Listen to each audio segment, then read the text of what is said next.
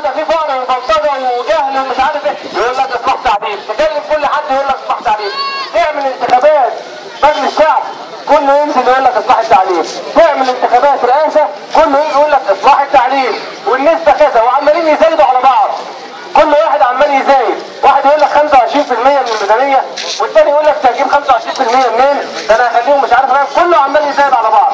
طب كويس جدا، انا مش عايز فلوس، انا عايز اشوف الخطه اللي هيتم اصلاح التعليم بيها. انت لو وريتني الخطه اللي هيتم اصلاح التعليم بيها يبقى اساسي. هتوريني مدرسه بتتحسن كمبنى، هتوريني منهج بيتحسن والكتب بتتحسن، هتوريني حال معلم بيتحسن، هتوريني حال اداري بيتحسن. اذا انت عملت خطه اصلاح تعليم ما فيهاش العناصر دي يبقى انت ما بتعملش اصلاح تعليم. فيبقى تاني اقول تاني، انا مش عايز حق المعلم، انا عايز اشوف خطه اصلاح تعليم.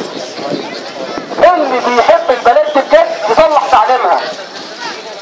احنا مش هنعرف نعمل حاجه في الجيل اللي عدى، بس ما ينفعش كمان نعدي الجيل اللي جاي. فورونا اصلاح تعليم، هتورونا اصلاح حال معلم. بديهي، حاجه بديهيه جدا. لكن احنا دلوقتي عمالين واقفين ضد الحكومه، وكأن احنا بنستبدل الحكومه